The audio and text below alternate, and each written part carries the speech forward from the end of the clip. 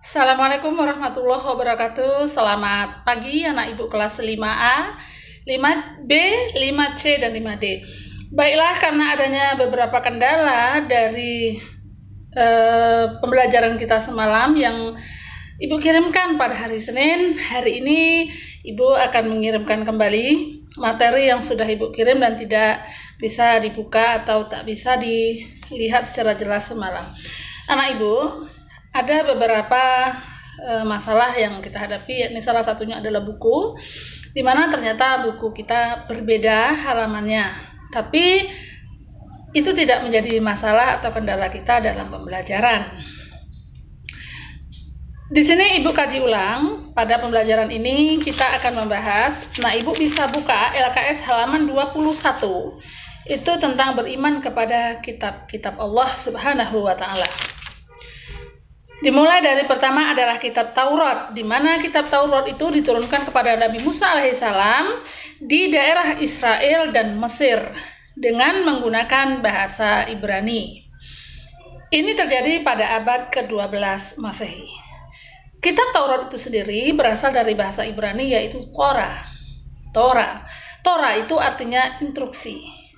Kitab ini jelas diketahui bahwa diturunkan kepada Nabi Musa alaihissalam sebagai petunjuk dan bimbingan bagi Bani Israel.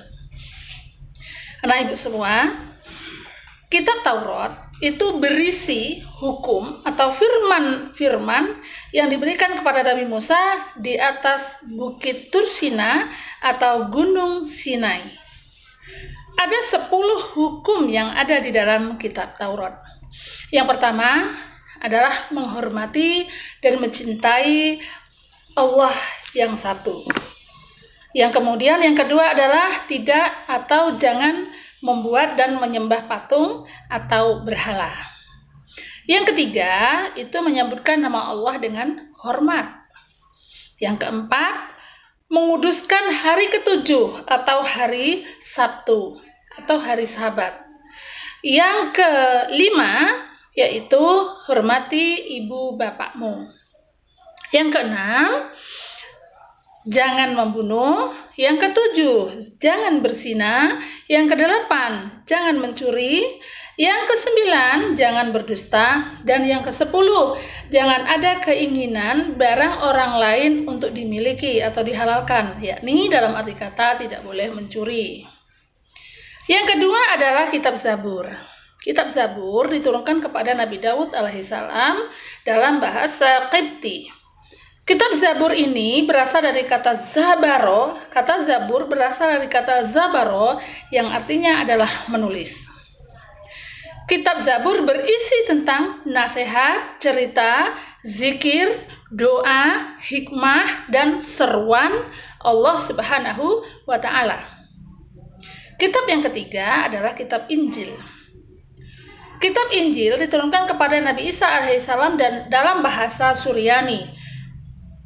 Bahasa ini adalah dari bahasa Yunani. Bahasa Suryani adalah bahasa Yunani. Injil berarti kabar selamat. Anak ibu semua, kitab Injil ini berisi tentang keterangan-keterangan yang nyata serta menyeru umat manusia agar mengesahkan Allah Ta'ala. Kitab Injil memberitakan akan kelahiran seorang nabi dan rasul di akhir zaman, yakni Nabi Muhammad SAW. Sementara kitab Allah yang keempat adalah kitab Al-Quran. Kitab yang wajib diimani oleh umat Islam tadi ada 3 kita sudah bahas, yang keempat adalah Al-Quran. Kitab Al-Quran diturunkan kepada Nabi Muhammad SAW pada abad ke-6 Masehi. Peristiwa diturunkannya Al-Quran ini dikenal dengan Nuzulul Quran. Al-Quran diturunkan secara berangsur-angsur kepada Rasulullah SAW melalui perantaraan malaikat Jibril selama 22 tahun, 2 bulan, 22 hari. Ayat yang pertama kali diturunkan adalah surat Al-Alaq ayat 1-5. Nah, ini menandakan bahwa Nabi Muhammad telah diangkat menjadi seorang Rasul atau utusan Allah dalam usia Rasulullah adalah 40 tahun. Kemudian wahyu yang terakhir Allah turunkan kepada Rasulullah adalah surah Al-Maidah ayat 3. Ayat tersebut turun pada tanggal 9 Zulhijjah tahun ke-10 Hijrah ketika Nabi Muhammad SAW sedang melaksanakan haji wada atau haji perpisahan. Beberapa hari setelah itu Nabi Muhammad atau Rasul kita wafat. Al-Quran yang diturunkan kepada Nabi Muhammad SAW telah menghapus sebagian syariat yang tertera dalam kitab-kitab terdahulu serta melengkapinya dan menyempurnakannya dengan syariat yang lebih baik. Anak ibu semua, sesungguhnya semua kitab-kitab Allah adalah membawa pelajaran dan pengajaran dari sifat-sifat terpuji. Tetapi Al-Quran merupakan kitab umat Islam. Al-Quran yang diturunkan kepada Nabi Muhammad, perantaraan Nabi Muhammad untuk umat Islam sebagai rahmat bagi semesta alam atau rahmatan lil alamin. Sebagai seorang muslim tentunya selayaknya untuk itu kita harus berusaha mempelajari, kemudian mengamalkan apa yang ada di dalam kitab Al-Quran. Kitab Al-Quran itu sendiri mempunyai beberapa nama.